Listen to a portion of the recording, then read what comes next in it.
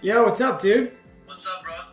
Dude, check it out. I was buying some dinner, and there's this video store by my house. They have like old comic books, old video games, old VHS, old movies. I think all that old shit. I figure you're all into that old. Yeah, totally, yeah. So hit it up, dude. Yeah, what's give me the details. What's the address on there? Colorado. You know what? I'll text you the location. Okay, cool. All right, dope, dude. Thanks. All right. Hit that later, bro. All right, I'll do it later.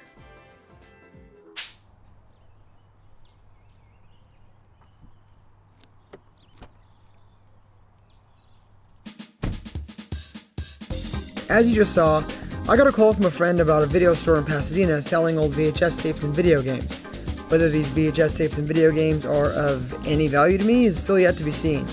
But, if you know anything about me, you know I can't resist an old video store. So I headed directly over to check it out. But as my luck would have it just couldn't be that easy. I've just arrived at the video store and it appears as though it is closed.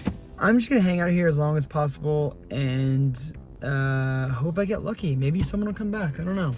Maybe they'll see me waiting here, feel bad, and open the store for me. Maybe. Luckily I have my Switch, so.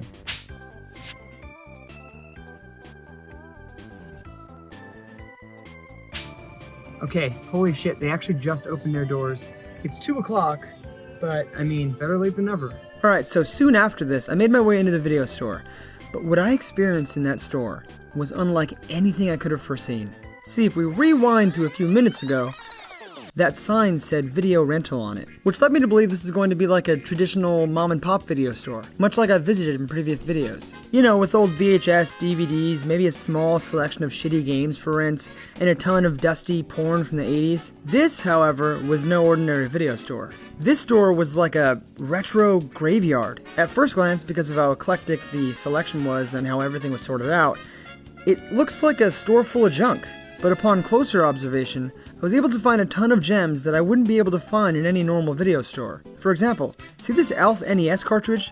There's no way this could be an officially licensed Nintendo game, right? Well, it's not. This is actually an NES hack called ALF Escapes, based on the sitcom ALF from the 80s. Overall, this place felt like it had an endless amount of cool retro junk. Famicom games, Sega Dreamcast games, Sega CD, Saturn, PlayStation, old PC games, and even a ton of old videos like this Beetlejuice animated series tape. There was so much cool stuff here that at one point I had to just settle and buy the stuff I was already holding, otherwise I'd spend every dollar in my bank account, which, considering the size of my bank account, would be a pretty easy thing to do. Okay, so let's check out some of the stuff I got from the video store. So first up, we have Evil Ed on VHS, and yes, that is Evil Ed, not Evil Dead. This is a Swedish film, I believe, from the 90s. It's a horror film about a horror film editor who edits so many horror films that he starts to go crazy, and then he starts to like threaten his family and eventually like start threatening his boss. And it's super cool, and like I'm pretty sure most of it's like dubbed over in English, and I think initially it was in Swedish. I'm not quite sure, but the acting is just super weird and super cheesy. Get the hell out of here! But honestly, it's a super solid 90s horror film, and I highly recommend it. So this was a must-buy for sure. Next up, we have a video game that I honestly should have had by now. It's Nights into Dreams, and it's for the Sega Saturn, obviously. It's one of the most popular games on the Sega Saturn. If you haven't played it, I highly recommend it. It's incredibly fun and super unique. This is the Japanese version, and I happen to have a Japanese Sega Saturn right over there. Can't see it. Alright, and next up is Mighty Ducks the movie, and it's the animated version, not the live action one with Emilio Estevez. This one is based on the animated series, and it's actually less of a movie and more of like an amalgam of the first 3 episodes, I believe, which is something that Disney did a lot in the 90s, because they also did it with Gargoyles.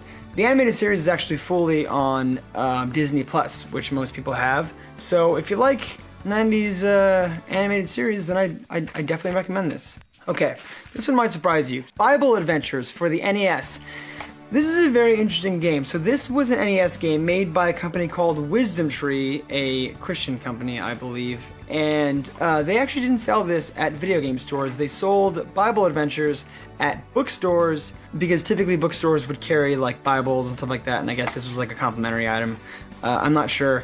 But this actually wasn't officially licensed by Nintendo. This actually bypasses the lockout chip on the NES. Typically the lockout chip would make it so that games that aren't licensed by Nintendo can't be played on the NES, but this bypasses that. Next up we have a video game that I have been meaning to get my hands on for a very long time. This is called Braindead 13, and this is a point and click game. I've never played it, but I've always wanted to play it because I have this weird affinity with like obscure, weirdly animated point and click games like this and like Discworld and Day of the Tentacle and stuff like that. So yeah, I've been meaning to get my hands on this, and I know this has lackluster reviews.